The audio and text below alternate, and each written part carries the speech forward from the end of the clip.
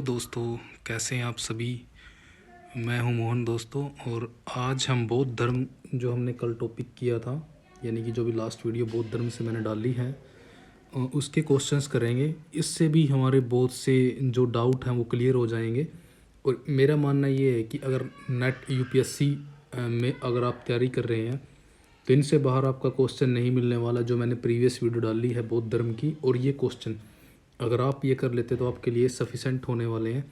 और आपको ये काफ़ी यूनिक क्वेश्चंस मिलेंगे। और ये जो क्वेश्चन मैं डालूंगा ये सारे ही कहीं ना कहीं एग्ज़ाम्स के अंदर आए हुए हैं। आप जैसे देख सकती हैं कि आरएएस, आरटीएस, एमपीपीएस और ये एमपीपीएससी, आईएएस वगैरह के एग्ज़ाम में आए हुए हैं ये क्वेश्चंस। तो 96 से स्टार्ट करते हैं। बौद्ध धर्म के ही हमने क्वेश्चन इसमें देखने हैं। बुद्ध का जो जन्म हुआ था तो यह लुम्बिनी के अंदर हुआ था। नेक्स्ट देखते हैं, निम्नलिखित राज्यों में से किनका संबंध बुद्ध के जीवन से था। तो बुद्ध के जीवन से जो संबंध रखते हैं इसके आंसर यहाँ पे आप देख भी सकते हैं, साथ के साथ आंसर भी दिए गए हैं। इसका राइट आंसर डी है। जैसे केवल 3 और 4, 3 में कौशल है और 4 मगध। तो ये क्या है, जो दोनों ये दिए गए हैं राज्य, ये बुद्ध के जीवन से संबंधित थे। क्योंकि कौशल के अंदर उन्होंने सबसे ज़्यादा क्या है वो अपने उपदेश दिए हैं, और मगध से उनका संबंध था, यानी कि मगध में भी उन्होंने प्रचार किया है। अवंती और गंधार साइड वो गए नहीं हैं कभी, तो इनका जिक्र ही नहीं होता उनके जीवन से संबंधित। 98 देखिए, लुम्बिनी जो गौतम बुद्ध का जन्म स्थान था, इसका समर्थन किसके एक अभिलेख से होता है। तो यह अशोक के अभिलेख से लुम्बिनी का पता हमें चलता है, यानी कि इसका समर्थन भी करता है, क्योंकि यहाँ अशोक का एक स्तंभ मिलता है। गौतम बुद्ध की माँ किस वंश से संबंधित रखती थी।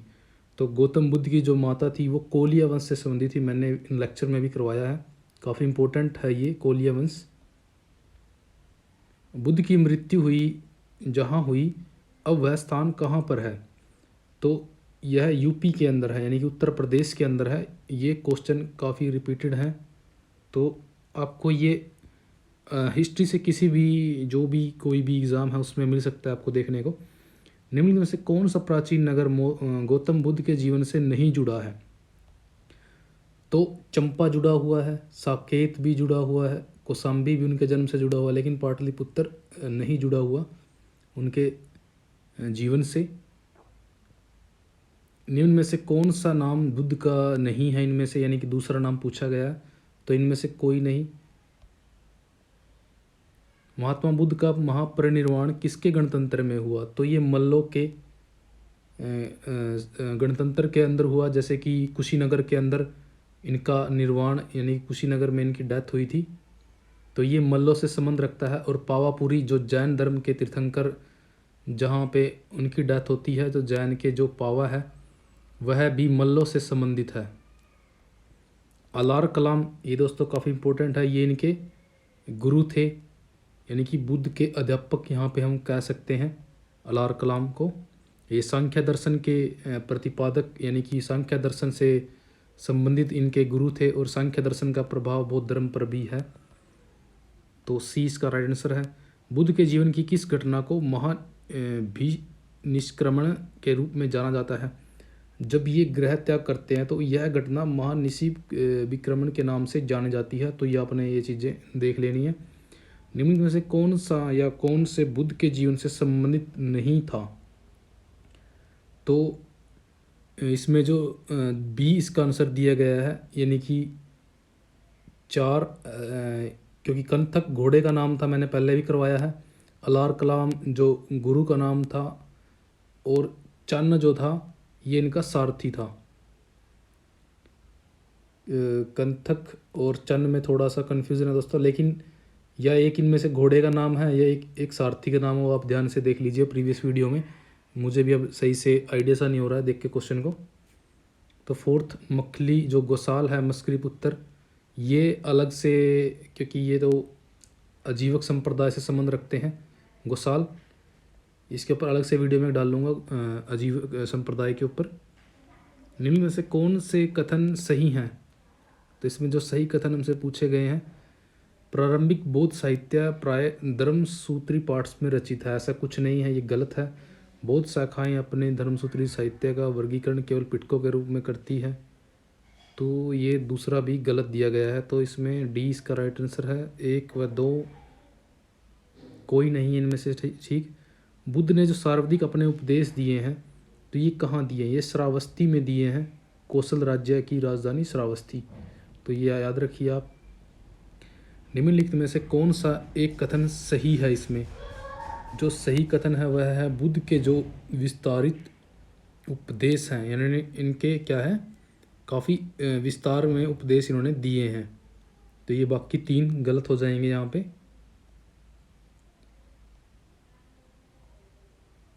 ये वैपुल्य सूत्र से संबंधित है दोस्तों। ये इसके अंदर जो दिया गया है ये वैपुल्य सूत्र है, उससे संबंध है इसका। मैंने भी इसको देखा नहीं। ये वैपुल्य सूत्र के अंदर बुद्ध के विस्तारित उपदेश दिए गए हैं, क्योंकि मुझे भी थोड़ा कन्फ्यूज़न हो गई देख के क्वेश्चन को।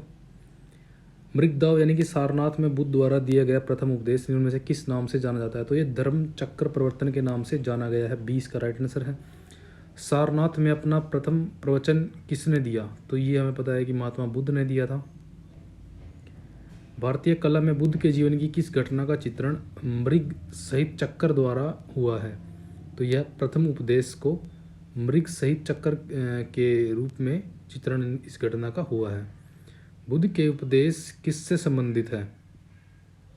तो बुद्ध के उपदेश जो है आचरण की शुद्धता व पवित्रता से संबंधित है, क्योंकि धार्मिक कर्मकांड इसमें नहीं था, आत्म संबंधी विवाद भी इसमें नहीं थे, ब्रह्मचर्य भी नहीं था।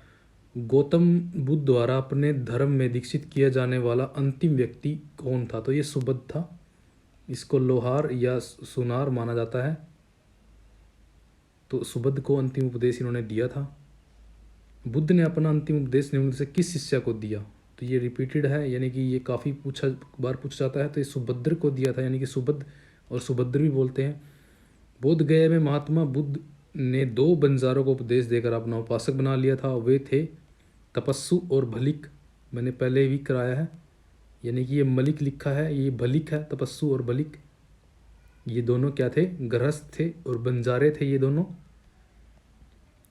बोधि प्राप्त करने के पूर्व ज्ञान की खोज में सिद्धार्थ गौतम किन आचार्यों के पास गए थे? तो पहले हमने ये चीज़ कराई है, अलार कलाम और उद्रक पुत्र के पास गए थे। 1 व 2 डी इसका राइट आंसर है।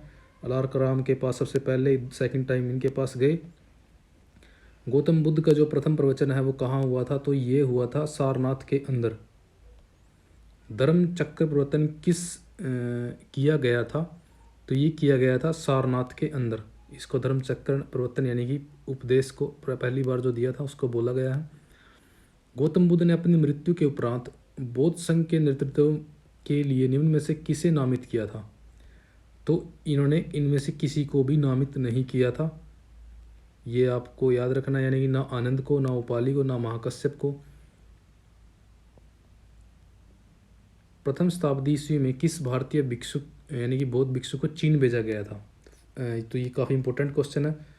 तो ये भेजा गया था नागार्जुन को, तो चाइना भेजा गया था। ये काफ़ी इंपॉर्टेंट है दोस्तों। इसको आप अगर आप चाहते हैं कि इन क्वेश्चन को याद रखना, तो जो आपको ऐसे लगते हैं कि ये इजी हैं उनको आप छोड़ के जो आपको थोड़े अच्छे क्वेश्चन लग रहे हैं उनके आप नोट्स तैयार कीजिए। काफ़ी बेस्ट वे है एग्ज़ाम को क्रैक करने का ये। बौद्ध संघ में भिक्षुणी के रूप में स्त्रियों के प्रवेश की अनुमति बुद्ध द्वारा दी गई थी। तो ये कहाँ दी गई थी? ये वैशाली में दी गई थी और इनकी माता सबसे पहले सदस्य बनी थी। उन्हीं के दबाव से और आनंद के कहने पर ही इन्होंने इनको प्रवेश दिया था। बौद्ध मत में पति मोक्ष से क्या अभिप्राय है? पति मोक्ष से क्या अभिप्राय है? तो यह संघ के नियम इसके अंदर दिए गए हैं पति मोक्ष के अंदर। बुद्ध ने किसकी इच्छा को ध्यान में रखकर स्त्रियों को संघ में प्रवेश की अनुमति दी थी? तो यह थी महाप्रजापति गौतमी। गौतम बुद्ध द्वारा भिक्षुणी संघ की स्थापना वैशाली में की गई थी। काफ़ी इंपॉर्टेंट है वैसे ये। वैशाली आपको याद रखना है, कई बार हम श्रावस्ती कर देंगे, तो ये चीज़ ध्यान रखिए। बौद्ध धर्म में स्त्रियों के प्रवेश की अनुमति बुद्ध द्वारा दी गई वैशाली, क्योंकि ये MPPS 80 और अलग अलग एग्ज़ाम UP पीसीएस में पूछे गए क्वेश्चंस हैं। बौद्ध संघ में प्रवेश पाने वाली पहली स्त्री कौन थी? तो ये माता थी इनकी, प्रजापति गौतमी। भारत के धार्मिक इतिहास के संदर्भ में निम्नलिखित कथनों पर विचार करना है। इसमें क्या पूछा गया है कि कौन से सही हैं? तो बौद्ध मत के हीनयान संप्रदाय की केंद्रीय संकल्पना है। यह महायान की है दोस्तों, हीनयान की नहीं है, तो ये गलत हो जाएगा। बोधिसत्व अपने प्रबोध के मार्ग पर बढ़ता हुआ करुणामय है, तो ये करेक्ट है। बोधिसत्व समस्त सचेत प्राणियों को उनके प्रबोध के मार्ग पर चलने में सहायता करने के लिए समय की निर्वाण प्राप्ति विलंबित करता है, तो ये भी यहाँ पे करेक्ट है। तो राइट आंसर केवल 2 और 3 हो जाएगा। और ये दोनों दो चीज़ दी गई हैं दोस्तों, इनको आप लिख लीजिए, क्योंकि ये बिल्कुल अलग से एक इक्विटेशन कह लीजिए आप, जैसे करुणामय प्रबोधन, यानी कि बहुत अलग से ये डिफरेंट दिया गया है। तो इसको आप एक बार कॉपी में अपनी इसके नोट्स तैयार कीजिए इस टाइप से, क्योंकि कई बार सेम चीज़ें हमें देखने को मिल जाएंगी और हम एग्ज़ाम में गलत कर देंगे। तो लिखने से हमें यह फ़ायदा होगा कि हम इन चीज़ों को याद कर पाएंगे। निम्नलिखित में से कौन बुद्ध के जीवन काल में ही संघ प्रमुख होना चाहता था? तो यह होना चाहता था देवदत्त, यानी कि इसका भाई था या चाचा का लड़का, कुछ ऐसा था ये। तो ये बुद्ध को मारने का भी प्रयास करता है, इसके बारे में ये पता चलता है। महायान बौद्ध धर्म में बोधिसत्व अवलोकितेश्वर को किस अन्य नाम से भी जानते हैं? तो ये पद्मपणि के नाम से जानते हैं। मैंने वहाँ करवाया हुआ है ये लेक्चर जो लास्ट अभी डाला है। निम्नलिखित में से कौन सा एक बौद्ध मत में निर्वाण की अवधारणा की सर्वश्रेष्ठ व्याख्या करता है? तो ये तृष्णा रूपी अग्नि का समन जो है, बौद्ध मत के निर्वाण की अवधारणा की सर्वश्रेष्ठ व्याख्या तृष्णा रूपी अग्नि का समन, ये सबसे निर्वाण की सर्वश्रेष्ठ व्याख्या यहाँ पे कर रहा है, तृष्णा रूपी अग्नि का समन। बौद्ध दर्शन के अनुसार विचार कीजिए, तो इन दोनों पर विचार करना है, कौन सा गलत कौन सा सही है या व्याख्या कर रहा है या नहीं, ये चीज़ें देखनी होती है हमें। इसके अंदर कथन और कारण के अंदर हमें क्योंकि लगा के पता कर लेना होता है, तो ये सेंस दे रहा है या नहीं, पहले इनको देखना होता है ये ठीक है या नहीं। तो यहाँ क्या है, पुनर्जन्म नहीं होता बुद्ध दर्शन के अनुसार, लेकिन हमें जैसे मैंने पहले भी आपको लेक्चर में कराया है कि बुद्ध पुनर्जन्म को मानता है, तो यहाँ पुनर्जन्म नहीं होता, तो ये गलत हो जाएगा। और कारण दिया गया है कि आत्मा की सत्ता नहीं है, तो ये बौद्ध मानते हैं कि आत्मा नहीं होती, यानी कि आत्मा की सत्ता नहीं होती, तो ये आर करेक्ट हो जाएगा, यानी कि ए गलत है वह आर सही है। तो डी इसका आंसर है। बौद्ध धर्म के विस्तार के कारणों में से सम्मिलित थे, यानी कि बौद्ध धर्म के विस्तार के कारण जो थे उनमें सम्मिलित क्या क्या था? तो एक बार इसके कूट यानी कि एक बार इसको देखिए, धर्म की सादगी, दलितों के लिए विशेष अपील, धर्म की मिशनरी भावना, स्थानीय भाषा का प्रयोग, ये तो था। दार्शनिकों द्वारा वैदिक भावना की सुदृढ़ता, तो वैदिक भावना की सुदृढ़ता तो यहाँ नहीं थी, क्योंकि ये वेदों का कट्टर आलोचक थे। धर्म की सादगी शायद यहाँ आंसर में हो सकती है। एक बार आंसर देख लेते हैं, इसके कूट वगैरह देख लेते हैं।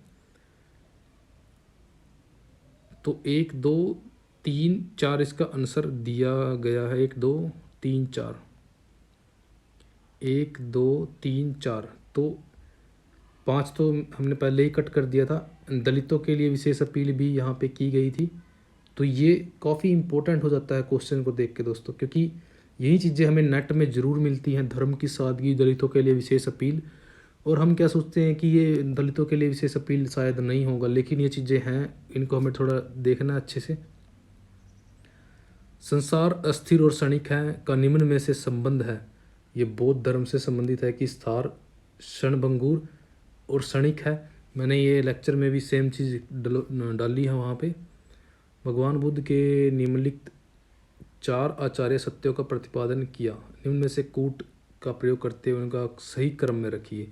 सबसे पहले तो दुख है, सबसे पहले ए ही आएगा, और ए ही आंसर में दिया गया है वैसे। फिर डी आएगा, दुख का कारण है। फिर बी आएगा, दुख का निरोध है, दुख निरोध का मार्ग है। तो ए बी ADBC। तो इनका क्रम भी आप देखते हुए चलिए कि कौन से क्रम पे कौन सा आ रहा है, फर्स्ट सेकंड थर्ड, काफ़ी इंपॉर्टेंट हो जाता है नेट वगैरह के एग्ज़ाम में। बौद्ध दर्शन में कल्याण मित्र क्या है? बौद्ध दर्शन के अंदर कल्याण मित्र अष्टांगिक मार्ग को बोलते हैं, कल्याण मित्र अष्टांगिक मार्ग, क्योंकि अष्टांगिक मार्ग पर चलकर ही एक व्यक्ति बौद्ध धर्म के सिद्धांतों को अपनाकर यानी कि अपना निर्वाण प्राप्त कर सकता है। तो ये कल्याण मित्र इसलिए इसको बोला गया है। गौतम बुद्ध के बारे में निम्नलिखित में से क्या सत्य है? तो इनमें से क्या सत्य है ये हम देख लेते हैं। वे कर्म में विश्वास करते हैं, ये बिल्कुल सही है। आत्मा का शरीर में परिवर्तन मानते हैं, तो आत्मा का शरीर में परिवर्तन मानते हैं। जैसे आंसर को हम देखते हैं तो ए में ये 2 दिया गया है। और निर्वाण प्राप्ति में विश्वास करते हैं, ईश्वर की सत्ता में विश्वास करते थे, तो ये तो है ही नहीं, क्योंकि ईश्वर की सत्ता में विश्वास नहीं करते। तो 1 2 व 3 ही सही है। तो ये चीज़ें आप अच्छे से देखते चलिए। अष्टांगिक मार्ग की संकल्पना अंग है, तो ये किसका अंग है? धर्म चक्र प्रवर्तन सूत्र की विषय वस्तु का, यानी कि धर्म चक्र प्रवर्तन सूत्र जो है इसके अंदर ये अष्टांगिक मार्ग की संकल्पना की गई है। यानी कि अष्टांगिक मार्ग के बारे में धर्म चक्र प्रवर्तन सूत्र के अंदर दिया गया है। अष्टांगिक मार्ग का जो प्रतिपादन है वह किया था, तो यह किया था बुद्ध ने। बुद्ध दर्शन के अनुसार कारण एवं कार्य के सिद्धांत को इस प्रकार जाना जाता है। तो यह है प्रत्यय समुत्पाद, ये इसका विशेष अंग है कार्य और कारण के सिद्धांत का। ये मैंने करवा चुका हूँ आपको। बौद्ध धर्म में 4 आचार्य सत्यों में से कौन सा एक प्रत्यय समुत्पाद के सिद्धांत की व्याख्या करता है?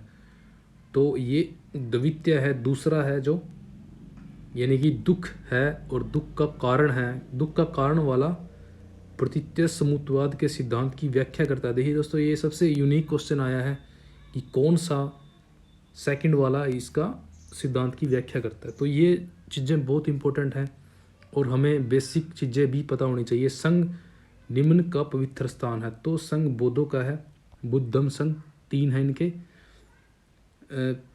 निम्न में से कौन सा विचार बुद्ध धर्म से संबंधित नहीं है? प्रज्ञाशील समाधि, तो सी नहीं है, प्रज्ञाशील समाधि है, समाधि में ध्यान, ये आ जाएगा। पितर नहीं है। बौद्ध धर्म के विषय में निम्न कौन से कथन सही हैं?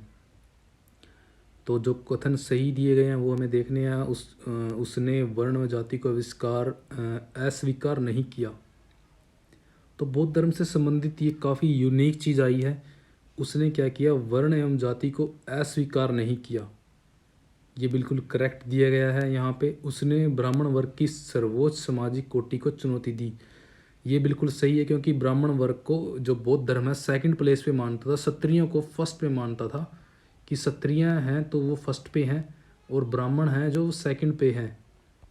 तो ये चुनौती दी, ये सही है। उसने कुछ शिल्पों को निम्न माना, उसने कुछ शिल्पों को निम्न माना, ये बिल्कुल करेक्ट है। तो इसका राइट आंसर हो जाएगा 1 2 व 3। ये काफ़ी इंपॉर्टेंट क्वेश्चन है दोस्तों। 144 काफ़ी इंपॉर्टेंट है मेरे लिहाज से। बौद्ध धर्म में सर्वोच्च लक्ष्य है, तो बौद्ध धर्म में सर्वोच्च लक्ष्य क्या है? निर्वाण को प्राप्त करना। निम्नलिखित में से कौन दीर्घ निकाय पर एक टीका है? तो दीर्घ निकाय की एक टीका कौन सी है? सुमंगल विलासिनी। प्राचीन भारत के अष्ट साहदिका प्रज्ञापारमिता साहित्य की विषय वस्तु क्या है?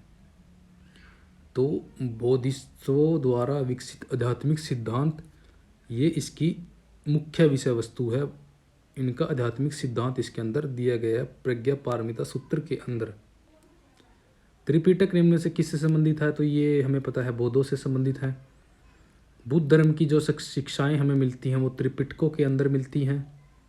बौद्ध साहित्य में कितने पिटक है? त्रिपिटक तो 3 से 3। त्रिपिटक क्या है? तो ये क्या है? बुद्ध के उपदेशों का संग्रह है, ना कि ये 3 जो दिए गए हैं बंदर वगैरह। बुद्धकालीन अभिलेख किस भाषा में लिखे गए हैं? तो ये पाली भाषा में लिखे गए हैं। मैं दोस्तों ज़्यादा टाइम नहीं लगा रहा, क्योंकि मैं चाहता हूँ कम टाइम में हम सारे क्वेश्चन कर लें। बौद्ध साहित्य निम्न शीर्षक से जाना जाता है, तो ये जाना जाता है त्रिपिटक। और इसी वजह से मैं क्वेश्चन के नंबर वगैरह भी नहीं बोल रहा, क्योंकि ये चीज़ें हमें देखनी नहीं है, हमें क्वेश्चन से मतलब है। निम्नलिखित में से कौन सी बौद्ध रचना नहीं है? तो बौद्ध रचना यवन जातक नहीं है, दशरथ जातक सीबी जातक, बवेरु जातक, इसमें मोरो वगैरह का उल्लेख है मयूर व्यापार का बवेरु जातक के अंदर। तो ये आपने याद रखना है कि मयूर व्यापार बवेरु जातक में मिलता है। इनमें से किस बौद्ध ग्रंथ में संघ जीवन के नियम प्राप्त होते हैं? तो संघ के जीवन के नियम हमें बिना पिटक से प्राप्त होते हैं। इनमें से किस बौद्ध साहित्य में महात्मा बुद्ध के नैतिक सिद्धांत से संबंधित प्रचलित जो प्रवचन संकलित है? तो ये है सुत्त पिटक के अंदर। निम्नलिखित बौद्ध ग्रंथों में से किसमें अनेक प्राचीन लिपियों की सूची प्राप्त होती है? दोस्तों काफ़ी इंपॉर्टेंट क्वेश्चन, और मैंने आपको लेक्चर में भी कराया है। ललित विस्तार बहुत ही इम्पोर्टेंट है और आ सकता है कहीं भी हमें देखने को मिल सकता है ऐसा क्वेश्चन। निकाय किस से संबंधित है? तो ये संबंधित है बौद्ध धर्म से। बौद्ध संघ के नियम मूलतः किस पुस्तक में दिए गए हैं? तो ये विनय पिटक। बौद्ध ग्रंथ मिलिंद पन्हो किस हिंद यवन शासक पर प्रकाश डालता है? तो ये मिनांडर के बारे में जानकारी हमें देता है। मिलिंद पन्नो क्या है? मिलिंद पन्नो एक पाली का ग्रंथ है। मिलिंद पन्नो राजा मिलिंद व एक बौद्ध भिक्षु के मध्य संवाद के बारे में है। तो वह भिक्षु कौन सा था? तो यह था नागसेन। हम कंफ्यूज हो जाएंगे नागार्जुन नागसेन में, लेकिन ये नागसेन था। ये नाम काफ़ी इम्पोर्टेंट है। मिलिंद पन्हो जो राजा मिलिंद और किस बौद्ध भिक्षु के मध्य संवाद के रूप में है? तो ये नागसेन है यहाँ पे भी। प्रथम बौद्ध संगति होती है राजगृह के अंदर। फोर्थ कश्मीर है। थर्ड पाटलिपुत्र है। वैशाली सेकंड है। राजगृह फर्स्ट है। प्रथम बौद्ध संगति का आयोजन कहाँ होता है? का आयोजन हुआ था अजात शत्रु के काल में। महात्मा बुद्ध के मरने के तुरंत बाद 483 ईस्वी पूर्व में ये हुई थी दोस्तों। निम्न में से किस शासक ने द्वितीय बौद्ध सभा का आयोजन किया? तो ये किया था कालाशोक ने। बुद्ध की मृत्यु के पश्चात प्रथम बौद्ध संगति की अध्यक्षता करने वाला कौन था? तो यह था महाकश्यप। तृतीय बौद्ध संगति की अध्यक्षता किसने की थी? तो ये की थी मोगली पुत्र तिस्स ने अशोका के टाइम पे। निम्नलिखित 4 स्थलों पर हुई बौद्ध संगतियों का सही कालानुक्रम क्या है? तो राजगृह पहले आएगा, सेकंड वैशाली आएगा, 2-1 4 3, यानी कि डी इसका आंसर हो जाएगा। तृतीय बौद्ध सभा किस स्थान पर बुलाई गई? तृतीय बौद्ध सभा हमें पता है कि पाटलिपुत्र पर अशोक ने बुलाई थी। द्वितीय बौद्ध संगति का आयोजन हुआ था वैशाली में। कश्मीर में कनिष्क के शासनकाल में जो बौद्ध संगति आयोजित हुई उसकी अध्यक्षता इनमें से किसने की थी? तो ये की थी वसुमित्र ने। ये अध्यक्ष थे इसके, और लेकिन जो उप अध्यक्ष थे वो थे अशव घोष। ये भी आपने याद रखना है, अशव घोष इसके उपाध्यक्ष थे। चतुर्थ बौद्ध परिषद इनमें से निम्नलिखित के संरक्षण में संपन्न हुई? तो ये हुई थी कनिष्क के संरक्षण में। तृतीय बौद्ध संगति किसके काल में हुई? तृतीय हुई थी अशोका के टाइम में। तो डी इसका आंसर है। ये क्वेश्चन कुछ क्या पता दोस्तों इसमें क्या दिया गया है, मैचिंग में ही होगा, लैंग्वेज कुछ अलग ही बन गई है क्वेश्चन की। जो प्रथम हुई थी अजात शत्रु के टाइम में, द्वितीय हुई थी कालाशोक के टाइम में, थर्ड हुई थी अशोका के टाइम में, फोर्थ हुई थी कनिष्क के टाइम में। महावंश के अनुसार तृतीय बौद्ध संगति के पश्चात हिमालय क्षेत्र में कौन गया? मोस्ट इम्पोर्टेंट है दोस्तों, तृतीय बौद्ध संगति के पश्चात हिमालय क्षेत्र में कौन गया? ये एक मैं इसकी वो डालूंगा PDF बना के, तो उसके अंदर सारे ही दिए गए हैं कि हिमालय क्षेत्र में कौन गया, गंधार में कौन गया, या जैसे कि लंका में कौन गया। तो हिमालय क्षेत्र में कौन गया था इनमें से? तो इनमें से गया था ये मज्जिम महादेव गए थे, ये मैसूर में। धर्म रक्षित और ये रक्षित, अभी मैं भी इन चीज़ों को एक बार देखूंगा तभी आपको इस चीज़ में बारे में बताऊंगा। कनिष्क के शासनकाल में बौद्ध सभा किस नगर में आयोजित की गई थी? तो ये कश्मीर में हुई थी। सप्तपर्णी गुफा कहाँ स्थित है? तो ये सप्तपर्णी गुफा राजगृह के अंदर है, जहाँ पे प्रथम बौद्ध संगति आयोजित हुई थी। इनमें से किस स्रोत में अशोक के राज्यकाल में तृतीय संगति होने का उल्लेख मिलता है? तो ये मिलता है हमें दीपवंश व महावंश के अंदर। सेकंड इसका राइट आंसर है, क्योंकि ये जो है सिंहली यानी कि लंका से संबंधित दोनों हैं, वहीं मिले हैं ये। महायान बौद्ध मत की दो दार्शनिक शाखाएं थी, इनमें से किसका महायान बौद्ध मत में से संबंध है? तो माध्यमिका और जो योगाचार है मैंने पहले आपको करवा दिया है ये लेक्चर के दौरान, तो ये इससे संबंध रखती है महायान से। प्राचीन भारत के बौद्ध मठों में पबरन नामक समारोह आयोजित किया जाता था, तो जो किससे रिलेटेड था? पबरन काफ़ी इम्पोर्टेंट है दोस्तों। एक आप याद रखिए, एक क्वेश्चन आया था लास्ट टाइम में, कठिन समारोह जो था वो किससे रिलेटेड था? कठिन समारोह ये 2018 में शायद आया हुआ है। तो कठिन समारोह वस्त्र से संबंधित था, वस्त्र बांटे जाते थे इस समारोह के दौरान बौद्ध भिक्षुओं को, तो याद रखिए ये चीज़ भी आप। और अब आया है पबरन, जो पबरन नामक ये पबरन आया है वर्ड, तो ये काफ़ी इम्पोर्टेंट है मेरे लिए, मेरे हिसाब से। ये समारोह आयोजित किया जाता था जो किससे रिलेटेड था? यह वर्षा ऋतु के दौरान मठों में प्रवास के समय भिक्षुओं द्वारा किए गए अपराधों की यानी कि स्वीकार करने का अवसर होता था दोस्तों। काफ़ी इम्पोर्टेंट है पबरन, बहुत बहुत इम्पोर्टेंट क्वेश्चन आया है ये, क्योंकि ऐसा क्वेश्चन अभी तक देखने को नहीं मिला है। मुझे भी ये इस PDF में मिला है, तो काफ़ी इम्पोर्टेंट है ये। बौद्ध धर्म के महायान और हीनयान संप्रदायों में सर्वाधिक मौलिक अंतर निम्न में से कौन सा है? तो यह है देवी देवताओं की पूजा, क्योंकि हम इसमें स्तूप पूजा भी कर देते हैं, लेकिन देवी देवताओं की पूजा महायान में हुई थी, ना कि हीनयान में। और हीनयान तो पूजा पर बल देता ही नहीं था, तो मैंने इसके बारे में आपको बहुत कुछ पहले बता दिया है वीडियो में। सॉरी दोस्तों। कनिष्क के समय तक बौद्ध धर्म स्पष्टतः किन दो संप्रदायों में विभाजित हो गया था? तो यह हो गया था महासंघिक और थेरवाद। थेरवाद हीनयानी थे और महासंघिक महायानी थे। बौद्ध धर्म के किस निम्नांकित मत का उद्भव 7वीं शताब्दी ईस्वी के आसपास हुआ? तो ये वज्रयान का हुआ था 7वीं शताब्दी, याद रखिए। 7वीं बहुत इंपॉर्टेंट है ये चीज़ें, कई बार ऐसी ही चीज़ें आएंगी, 6वीं दे देंगे, 7वीं दे देंगे, 8वीं दे देंगे। बौद्ध धर्म की महायान शाखा औपचारिक रूप से किसके शासनकाल में प्रकट हुई? तो ये कनिष्क के शासनकाल में प्रकट हुई थी औपचारिक रूप से। महायान बौद्ध धर्म में किसको भावी माना गया है? तो ये मैत्रेय नाथ है, मैंने करवाया है ये भी। महासंघिक संप्रदाय का उदय कहाँ हुआ था? तो यह वैशाली के अंदर हुआ था, जो सेकंड हुई थी। महासंघिक और सैद्धांतिक जो बट गए थे।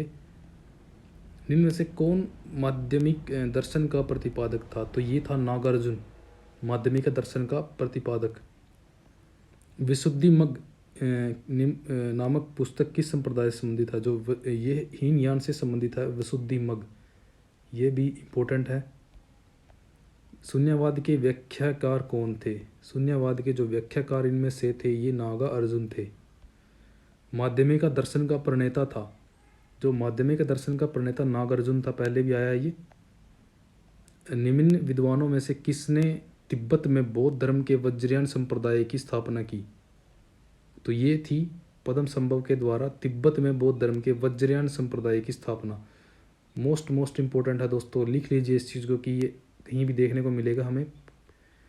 तिब्बत में बौद्ध धर्म के वज्रयान संप्रदाय की स्थापना पद्मसंभव ने की थी। ऐसे ही क्वेश्चन नेट में हमेशा पूछे जाते हैं, ये आप, मेरा मानना है कि 100% आ सकता है ये क्वेश्चन। शून्यता के सिद्धांत का सर्वप्रथम प्रतिपादन करने वाले बौद्ध दार्शनिक का नाम है? तो ये है नागार्जुन। निम्न में से कौन एक बौद्ध शाखा इस धर्म का प्रचार भारतीय सीमा से बाहर करने के लिए प्राथमिक रूप से उत्तरदायी था? तो यह था महायान। बौद्ध शाखा इस धर्म का भारतीय सीमा से बाहर के लिए प्राथमिक रूप से उत्तरदायी था, तो ये महायान शाखा थी। वज्रयान बौद्ध धर्म में बोधिसत्व की पत्नी को किस नाम से जाना जाता है? तो ये तारा या चक्रेश्वरी भी इसको बोलते हैं, चक्रेश्वरी।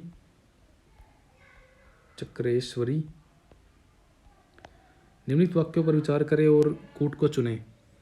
कुशीनगर मल्ल गणराज्य की राजधानी थी। बिल्कुल सही है। और महात्मा बुद्ध का महापरिनिर्वाण जो हुआ था वो कुशीनगर में ही हुआ था, तो दोनों ही सही चीज़ है ये। यानी कि ए और आर दोनों सही हैं और आर ए की सही व्याख्या नहीं करता। 20 का राइट आंसर है, व्याख्या नहीं कर रहा, क्योंकि ये कारण नहीं हो सकता कि इस कारण की वजह से ये राजधानी नहीं था, क्योंकि ये कारण नहीं है। ये तो जन्म के बारे में बता रहा है बुद्ध के। सुल्तानी युग में बौद्धों की कौन सी शाखा सबसे प्रभावशाली थी? थेरवाद। सुल्तानी युग में बात हो रही है सल्तनत टाइम की, तो थेरवाद याद रखिए आप। सूची 1 और 2 को करना है आपस में। तो जन्म के बारे में दिया गया त्याग के समय घोड़ा। प्रथम प्रवचन जो था धर्मचक्र।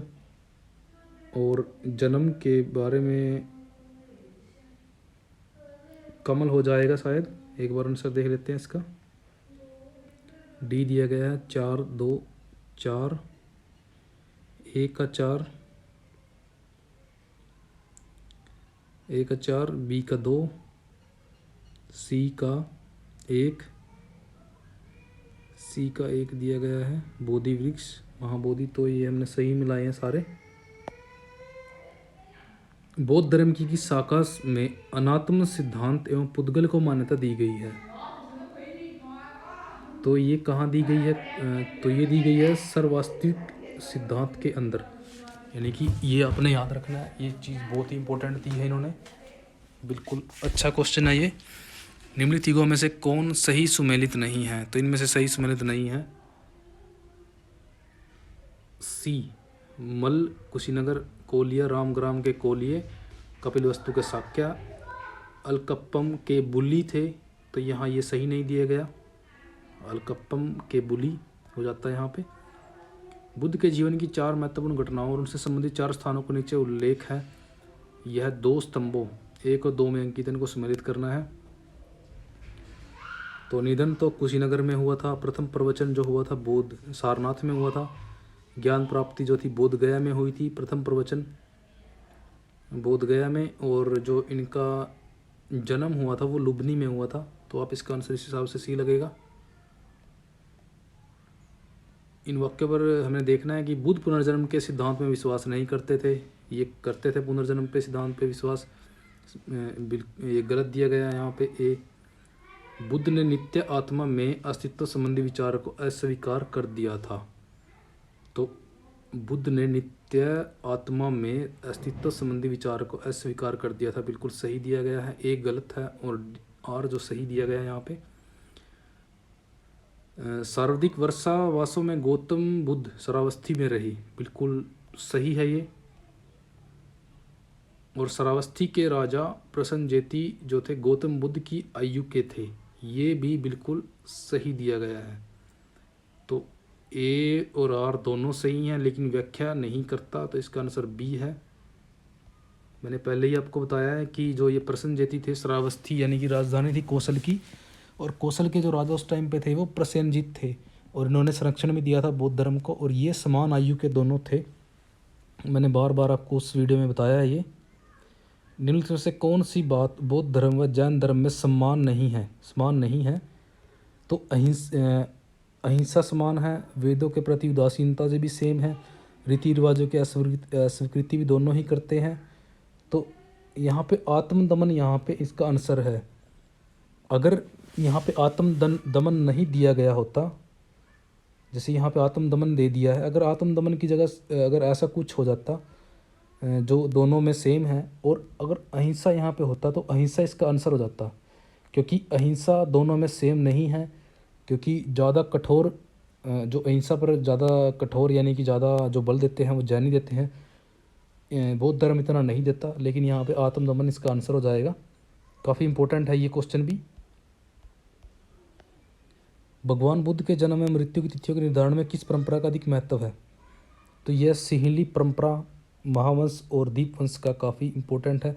और एक दोस्तों जो महात्मा बुद्ध की सही जानकारी जीवन की ये भी देता है, एक कैंटन अभिलेख है शायद जो चाइना से मिला है, कैंटन अभिलेख आपने याद रखना है, उससे भी सटीक जानकारी उनकी मिलती है। यानी कि इसके अंदर क्या है, डॉट डॉट मिलते हैं, यानी कि उन डॉट को काउंट करके हम बैक में चले जाते हैं, जैसे डॉट ही डॉट है उसके अंदर, तो उससे भी बुद्ध के जन्म की जानकारी हमें मिलती है।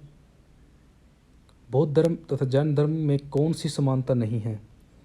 तो समानता नहीं है कठोर तप में विश्वास, क्योंकि ये मध्यम मार्ग को स्वीकार करते थे बोधि, और कठोर तप करते थे जैनी।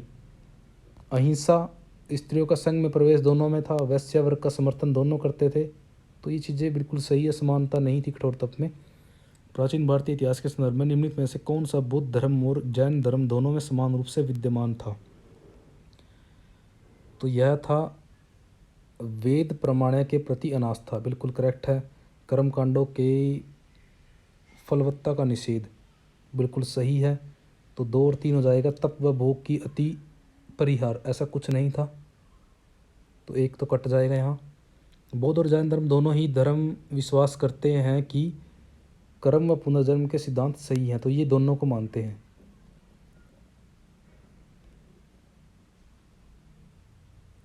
उत्तर प्रदेश में बौद्ध व जैनी दोनों की प्रसिद्ध तीर्थस्थली कौन सी है? तो यह है कौशाम्बी। उत्तर प्रदेश बौद्ध व जैनी धर्मों की जो तीर्थस्थली मानी गई है, कौशाम्बी मानी गई है। कौशाम्बी ये आपने याद रखना है, क्योंकि यूनिक सा क्वेश्चन आया है ये, मैंने भी फर्स्ट टाइम ऐसा क्वेश्चन देखा है। भारत में पहले जिस मानव प्रतिमाओं को पूजा गया वह कौन सी थी? तो मैंने आपको पहले ही बताया, ये बुद्ध की प्रतिमा थी सबसे पहले जो इंडिया के अंदर पूजी गई। निम्नलिखित में से किस में पुनर्जन्म का विश्वास स्वीकृत है? तो तीनों ही मानते हैं, बुद्ध भी मानता है, जैन भी, हिंदू भी, तीनों मानते हैं पुनर्जन्म को। अफगानिस्तान का जो बामियान है वो प्रसिद्ध था, वो किसके लिए प्रसिद्ध था? बुद्ध प्रतिमा के लिए, क्योंकि वहाँ से बुद्ध की एक प्रतिमा मिली है जो खंडित अवस्था में थी। महात्मा बुद्ध की प्रतिमा कभी कभी एक हस्त मुद्रा युक्त दिखाई गई है, जिसे भूमि स्पर्श मुद्रा कहा जाता है। यह किसका प्रतीक है? तो यह है भार के प्रलोभनों के बावजूद अपनी शुद्धता का साक्षी होने के लिए बुद्ध का धरती का आवाहन। तो ये धरती को आवाहन है बुद्ध का, यानी कि कुछ इनके बारे में एक रोचक सी घटना है जो मुझे सही से अभी याद नहीं है। जब कभी आगे नेक्स्ट इस टाइप का क्वेश्चन आएगा तो मैं वहाँ पे आपको उसको बताऊँगा। निम्नलिखित स्थलों में से कहाँ मनुष्य रूप में बुद्ध के प्रथम अंकन का मूर्ति साक्ष्य मिलता है? तो यह हमें मिलता है मथुरा के अंदर, सबसे पहले इनकी मूर्ति मिलती है। देश में निम्न में से किसने मूर्ति पूजा की नींव रखी थी? तो ये बौद्ध धर्म ने रखी थी। भूमि स्पर्श मुद्रा की सारनाथ बुद्ध प्रतिमा संबंधित है? तो यह है गुप्त काल की जो स्पर्श मुद्रा हमें मूर्ति मिलती है सारनाथ से, ये भी याद रखिए कि सारनाथ से मिली है, तो ये गुप्त काल से संबंधित है। बुद्ध की खड़ी प्रतिमा निम्न में से किस काल में बनाई गई? तो एक कुषाण काल में बनाई गई थी बुद्ध की खड़ी प्रतिमा। गौतम बुद्ध को देवता का स्थान किस राजा के युग में प्राप्त हुआ? तो यह हुआ था कनिष्क के टाइम में। स्तूप एवं चैत्य निर्माण के निर्देश तथा इन्हें स्थापित करने के लिए बुद्ध के अवशेषों को लेकर विवाद का विवरण सर्वप्रथम कहाँ मिलता है? तो यह हमें मिलता है महापरिनिब्बाण सूत्र में। भारत की कला संस्कृति के इतिहास के संबंध में निम्नलिखित युगों पर विचार कीजिए और विख्यात मूर्ति शिल्प स्थल देखना है। तो बुद्ध के महापरिनिर्वाण अजंता की एक भव्य प्रतिमा, जिसमें ऊपर की ओर अनेकों दैवी संगीतज्ञ तथा नीचे की ओर उनके दुखी अनुयायी दर्शाए गए हैं। तो ये सही दिया गया है जनता के अंदर। और सेकंड यहाँ पे गलत दिया गया है, क्योंकि आंसर मैं देख के बताता हूँ आपको, अगर पढ़ेंगे तो वैसे ही टाइम ख़राब करना अपना। विशाल गुलाशमों पर उत्कीर्ण अर्जुन की तपस्या, मामलपुरम, गंगा अवतरण, तो ये बिल्कुल सही दी गई है चीज़। भारत में बौद्ध इतिहास, परंपरा और संस्कृति के संबंध में निम्नलिखित युगों पर विचार कीजिए। विख्यात तीर्थस्थल अवस्थित है? तो टाम्बो मठ और मंदिर संकुल है स्पीति घाटी, बिल्कुल यहाँ पे सही दिया गया है। लोत्सा तांग मंदिर नागसो, ये गलत दिया गया है। अलीची मंदिर संकुल लद्दाख, तो ये अलीची मंदिर संकुल लद्दाख के अंदर ही है, बिल्कुल करेक्ट है यहाँ पे। निम्नलिखित कथनों पर विचार करें और चैत्य और विहार में क्या अंतर है इसे चुनें। तो चैत्य पूजा स्थल होता है, जबकि विहार क्या होता है, विहार में निवास करते हैं, निवास स्थल होता है। विहारों को दान में भी दिया गया था, पूबाराम हो गया, जैसे कि बौद्ध से थे। कुछ सालकृत बौद्ध गुफाओं को चैत्य कहते हैं, जबकि अन्य को विहार। दोनों में अंतर क्या है? तो चैत्य पूजा स्थल होता है, जबकि विहार बौद्ध भिक्षुओं का निवास स्थान होता है। ये कंसेप्ट आपके यहाँ पे भी क्लियर हो रहे हैं जो वहाँ पे नहीं हुए। विक्रमशिला विहार का संस्थापक कौन था? तो ये था धर्मपाल। और ये इसके बारे में दोस्तों लास्ट ईयर क्वेश्चन आया था कि कौन सा इनमें से विश्वविद्यालय गंगा नदी के किनारे पर है। ये फर्स्ट पेपर में आया था, गंगा नदी के तट पर। तो ये गंगा नदी के तट पर है विक्रमशिला। निम्नलिखित पदों में से किनका अभिप्राय विभिन्न धर्मावलंबी साधुओं के आश्रम से है? तो आश्रमों से जो संबंध रखता है, विहार भी है, मठ भी है, बसादी भी है। बसादी जैनों के थे, ये आपने याद रखना है कि बसादी जैनों के लिए थे, मठ हिंदुओं में होते हैं, और विहार जो है बौद्ध धर्म में होते हैं। बसादी याद रखिए जैन। विश्व का सबसे ऊंचा कहा जाने वाला विश्व का शांति स्तूप कहाँ में बिहार में कहाँ है? बिहार में कहाँ है? तो बिहार में यह राजगीर में है। विश्व का सबसे ऊंचा राजगीर में है। काफ़ी इम्पोर्टेंट क्वेश्चन है ये। वह स्तूप स्थल जिसका संबंध भगवान बुद्ध के जीवन की किसी घटना से नहीं रहा। तो इनमें से सांची का संबंध नहीं है, क्योंकि सांची में अशोक ने वो बनवाया था, बौद्ध यानी कि जो सांची का स्तूप बनवाया था। ये सारे उनके जीवन से संबंधित हैं। बोध गया में उनको ज्ञान की प्राप्ति होती है, यहाँ प्रथम उपदेश, यहाँ पे उनकी मृत्यु। गौतम बुद्ध की पूर्व जीवन कथाओं का सर्वप्रथम अंकन कहाँ की कला में किया गया है? तो ये किया गया है बरहूत स्तूप में। गौतम बुद्ध की जीवन कथाओं का अंकन हुआ है सबसे पहले, सर्वप्रथम तो बरहूत स्तूप याद रखिए आप। स्तूप से संबंधित जो सही है महापरिनिर्वाण। स्तूप से संबंधित महापरिनिर्वाण, ये स्तूप जो है महापरिनिर्वाण से संबंधित है, क्योंकि इन स्तूपों को देखकर ही हमें पता लगता है कि जैसे कि ये उनकी याद में मृत्यु की उसमें बनवाए गए थे, यानी कि ये महापरिनिर्वाण के संकेतक हैं जो स्तूप हैं। बौद्ध परंपरा के अनुसार किसका बाल भक्षक से बाल रक्षिका में परिवर्तन हो गया? यानी कि बाल भक्षक से बाल रक्षिका में परिवर्तन हुआ, तो यह थी हरिति। हरिति आपने याद रखना है, हरिति। हरिति कहाँ के स्तूप के उत्खनन में सारीपुत्र के अवशेष प्राप्त हुए हैं? तो ये हुए हैं सांची में।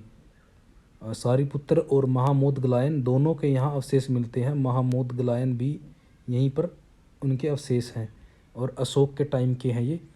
निम्न में से कौन सा पवित्र स्थल निरंजना नदी पर स्थित है? तो ये बोध गया ही है, क्योंकि यहीं पर इनको ज्ञान प्राप्त हुआ था, निरंजना नदी के तट पर। तो ए इसका राइट आंसर है। शाहजी की ढेरी के स्तूप में प्राप्त पूरा अवशेष धातु मंजूषा में किनके साथ बुद्ध की असनस्त आकृतियाँ हैं? तो ये बुद्ध यानी कि ब्रह्मा और इंद्र की हैं। ये काफ़ी इम्पोर्टेंट है, बहुत ज़्यादा इम्पोर्टेंट क्वेश्चन है ये। ब्रह्मा और इंद्र के शाहजी की ढेरी के स्तूप में। निम्न है कि स्थल की जो स्थान की यात्रा बुद्ध ने नहीं की थी? तो बुद्ध ने नहीं की थी उज्जैनी की यात्रा। कपिलवस्तु वो गए, वैशाली गए, कौशाम्बी गए।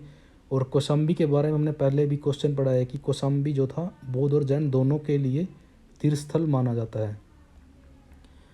निम्नलिखित में से किसे एशिया के ज्योतिपुंज के तौर पर जाना जाता है? तो ये महात्मा बुद्ध हैं, एशिया के ज्योतिपुंज, क्योंकि संपूर्ण एशिया के अंदर बौद्ध धर्म फैला, जैन इतना नहीं फैला, जैन इंडिया के अंदर ही सीमित रहा। गौतम बुद्ध के समय का प्रसिद्ध वैद्य जीवक किसके दरबार से संबंधित था? तो यह था बिंबसार के दरबार से संबंधित। जीवक बिंबसार के दरबार से संबंधित था। निम्नलिखित समकालीन राजाओं में महात्मा बुद्ध की समान आयु का प्रसन्नजेती था। आ गया रिपीटेड यूपीपीसीएस में। बुद्ध कौशाम्बी किसके राज्यकाल में आए थे? तो ये आए थे उद्यन। कौशाम्बी का शासक उस टाइम पे उद्यन था, तो ये भी आपने याद रखना है कि ये उद्यन के टाइम में वहाँ गए थे। किस उत्खनन से कपिलवस्तु के समीकरण का साक्ष्य प्रस्तुत किया? तो ये पीपर हवा। कपिलवस्तु का समीकरण यानी कि पीपर हवा में इसका साक्ष्य मिलता है। बोध गया में बोधि वृक्ष अपने वंश की इस पीढ़ी का है, तो यह है पंचम वंश की इस पीढ़ी का, पंचम वंश का है ये बोधि वृक्ष जो है। बोध गया में बोधि वृक्ष अपने वंश की इस पीढ़ी का, यानी कि उससे पहले 5 पेड़ हो चुके हैं, 4 पेड़ हो चुके हैं, तो ये 5वां पेड़ जो इस टाइम पे है। परंपरा के अनुसार कश्यप मातंग ने यहाँ बौद्ध धर्म शुरू किया, तो ये चाइना के अंदर कश्यप मातंग के बारे में दिया गया है कि ये चाइना के अंदर गए थे। बहुत इंपॉर्टेंट है दोस्तों, कई क्वेश्चन ऐसे पीछे भी गए हैं। तिब्बत में कौन गया, चाइना में यहाँ आ गया कि ये कश्यप मातंग गए थे, तो ये काफ़ी इंपॉर्टेंट है और आपको ज़रूर से ज़रूर ये देखने को मिलेंगे क्वेश्चन। 6ठी शताब्दी ईसा पूर्व में बौद्ध धर्म निम्न में से किसके विरुद्ध प्रतिक्रिया की थी, जो बौद्ध धर्म ने की थी, तो ये की थी ब्राह्मणवादी रीति रिवाज के खिलाफ, क्योंकि उस टाइम पे ब्राह्मणवादी फैला हुआ था। 6ठी शताब्दी ईसा पूर्व की यहाँ बात हो रही है, तो ब्राह्मणों को उन्होंने सेकंड पर दर्जा दिया था, फर्स्ट पे क्षत्रियों को दिया था। बोध गया में महाबोधि मंदिर बनाया गया जहाँ गौतम बुद्ध को ज्ञान प्राप्त हुआ था। यूनानी कुषाण शकों में से कई ने हिंदू धर्म के स्थान पर बौद्ध धर्म को अपनाया, बिल्कुल सही है, ये चीज़ याद रखिए आप ये भी, क्योंकि क्या था कि जाति प्रथा से अभिभूत हिंदू धर्म की ओर वे आकर्षित नहीं हुए। ये बहुत ज़्यादा इम्पोर्टेंट है, यहाँ पे ये दी गई है जो चीज़। जातक से संबंधित वर्णन सही है, तो इसमें बौद्ध की पूर्व जन्म की कथाएं दी गई हैं। इनमें से किस राज परिवार में महिलाएं बौद्ध धर्म को प्राश्रय देती थी, कौन सी महिलाएं थी, यानी कि किस धर्म की थी, बौद्ध धर्म की तो थी, लेकिन कौन से राज परिवार से संबंध रखती थी, तो ये थी इक्ष्वाकु। तो ये जो इनके जो पति थे इक्ष्वाकु वंश के, वो ब्राह्मण धर्म को पालन करते थे या वैष्णव धर्म का, लेकिन इनकी पत्नियां जो थी ये यानी कि बौद्ध धर्म को प्राश्रय देती थी। ये दिया गया यहाँ पे, ये वैदिक धर्म का पालन करते थे इनके पुरुष, तो ये इक्ष्वाकु वंश था। कनक मुनि कौन थे, कनक मुनि बौद्ध मुनि को बोलते हैं। भारतीय बौद्ध भिक्षु बोधि धर्म 6ठी शताब्दी ईसा पूर्व में जिसने चीन की यात्रा की थी, किस सिद्धांत का कट्टर अनुयायी था, तो यह था सर्वास्तित्ववाद का। निम्नलिखित में से बौद्ध जातकों में किसका वर्णन अत्यधिक धनी व्यापारी के रूप में किया गया है, तो अत्यधिक धनी व्यापारी सार्थवाह को कहा गया है। यहाँ पे बौद्ध जातकों में सार्थवाह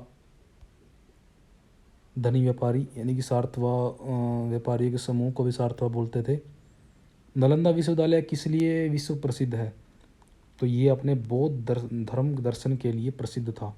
तिब्बत में बौद्ध धर्म में सुधार में महती भूमिका निभाने वाले उपाध्याय अतीश किस विहार के प्रसिद्ध विद्वान थे, तो ये विक्रमशिला के थे। बिल्कुल बहुत ज़्यादा इम्पोर्टेंट क्वेश्चन है उपाध्याय अतीश, ये नाम भी आपने याद रखना है। किस विहार के विद्वान थे, तो विक्रमशिला से संबंध रखते थे।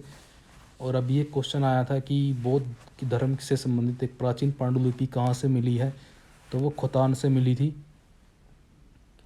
बौद्ध मत के महायान और हीनयान प्रकारों के बीच महत्वपूर्ण अंतर निम्नलिखित में से किसमें स्थित है, तो यह है महायान में पुण्य का अन्यारोपण हो सकता था, जबकि हीनयान में कोई व्यक्ति दूसरे व्यक्ति को मात्र उदाहरणों और सलाह से ही मदद करता था। बिल्कुल इम्पोर्टेंट चीज़ है, महायान में पुण्य का अन्यारोपण हो सकता था, यानी कि महायान के अंदर क्या था कि दूसरा व्यक्ति दूसरे व्यक्ति की हेल्प करता था, यानी कि आप वो जो स्थिति पानी होती थी इन्होंने महायान के अंदर, वो पाने के बाद दूसरे व्यक्ति की हेल्प करता था, तो यही चीज़ यहाँ पे दी गई है। जबकि हीनयान में क्या था, एक व्यक्ति दूसरे को उदाहरण और सलाह ही देता था, लेकिन उसकी कोई हेल्प नहीं करता था। ये बिल्कुल इम्पोर्टेंट चीज़ है, इनके बारे में दोनों के बीच एक भेद है। ये कुटाग्रशाला जिसका स्थापित अर्थ नुकीली छत वाली झोपड़ी होती है, क्या होती थी, तो यह था एक स्थान जहाँ बौद्ध भिक्षुओं के बीच बौद्धिक यानी कि वाद विवाद होता था। बिल्कुल इम्पोर्टेंट चीज़ है। और एक कुटाग्रशाला को दान में दिया था लुम्बिनी या एक संघ था, या शायद लुम्बिनी ने ही, जहाँ के महात्मा बुद्ध थे उन्होंने भी 8 वर्ष के बाद इनको अपने राज्य में बुलाया था और कुटाग्रशाला को दान में दिया था। ये लेक्चर में आप देख लीजिएगा इस चीज़ को, जो लेक्चर डाला है मैंने। अर्धनारीश्वर मूर्ति में आधा शिव और आधा पार्वती प्रतीक है। वो किस चीज़ के प्रतीक है? देव व उसकी शक्ति का योग। बौद्ध संघ मठवासियों का एक संगठन था, तो यह था जो धम्म के शिक्षक बने। बौद्ध संघ मठवासियों का एक संगठन था जो धम्म के शिक्षक बने। बुद्ध के महापरिनिर्वाण की तिथि लगभग थी 483 लगभग यहाँ दी गई है, और इनका जो जन्म है 563 माना जाता है, 563 ईसा पूर्व, और मृत्यु 483 ईसा पूर्व। बुद्ध द्वारा रूपांतरित निम्न व्यक्तियों में से कौन अंतिम था? रूपांतरित का मतलब जिसको धर्म में परिवर्तन किया गया था, यानी कि बुद्ध धर्म में लाया गया था, वो सुबुद्ध था, जिसको अंतिम उपदेश दिया गया था। बुद्ध धर्म में परिवर्तन क्या इंगित करता है? बुद्धम संग, बुद्धम शरणम गच्छामि, कुछ आजकल ऐसा हम सुनते हैं। निम्नलिखित कथनों पर विचार कीजिए। बौद्ध धर्म अंततः उन्हीं कर्मकांडों एवं धार्मिक अनुष्ठानों का वशीभूत हो जाता है जिनकी प्रारंभ में निंदा करता है। ये बिल्कुल सही है, क्योंकि लास्ट में तक वज्रयान वगैरह ऐसी चीज़ें आ जाती हैं जो कर्मकांडों की पहले बौद्ध धर्म में बुद्ध ने, महात्मा बुद्ध ने जिनका विरोध किया, लेकिन वही कर्मकांड लास्ट में इसमें आ गए थे। और कारण दिया गया है कि यह ब्राह्मण धर्म की बुराइयों का शिकार हो गया, और ये बिल्कुल करेक्ट चीज़ है। ब्राह्मण धर्म ने इसकी बहुत बुराइयाँ की, तो ये आर और ए दोनों सही हैं और सही स्पष्टीकरण देता है ये, इसका बिल्कुल करेक्ट चीज़ दी गई है यहाँ पे। ये इनको सुमेलित करना है। तो ये आदिनाथ जो हैं ये जैन धर्म से संबंधित दिए गए हैं, इनकी आपस में सूचियाँ मिलानी है। तो ए का जो है एक होगा वृषभ आदिनाथ के, और मल्लीनाथ का जो कलश है, मल्लीनाथ को स्त्री माना जाता है, यानी कि स्त्री के रूप में इनको माना जाता है। पार्श्वनाथ का सर्प दिया गया है, संभवनाथ का अश्व दिया गया है। यमक बुद्ध जो पितक से संबंधित है, तो अधिगम पिटक जो है यमक बुद्ध पितक से संबंधित है ये चीज़। इनमें से किस देवता को कला में हल द्वारा प्रसिद्ध किया जाता है? तो हल बलराम के लिए है। ये भी नेट में आया हुआ क्वेश्चन है। निम्नलिखित में से कौन सा प्रस्थान त्रयी में सम्मिलित नहीं है? तो भागवत उसमें संबंधित नहीं है, भगवत गीता, ब्रह्मसूत्र, उपनिषद। और दोस्तों यहाँ पे हमारे जो क्वेश्चन से बुद्ध धर्म से संबंधित वो होते हैं कंप्लीट। ये डालेंगे हम आगे नेक्स्ट जैन के और अन्य धर्मों के, और जितने भी हमारे होते रहेंगे उनके संबंधित। तो दोस्तों आपको वीडियो अगर पसंद आए तो लाइक कीजिए और सब्सक्राइब भी कीजिए, और शेयर भी ज़रूर कीजिए दोस्तों, अपने दोस्तों को, अगर कोई तैयारी कर रहा है यूपीएससी वगैरह की, ताकि उनकी हेल्प हो सके। तो धन्यवाद दोस्तों। जय हिंद, वंदे मातरम।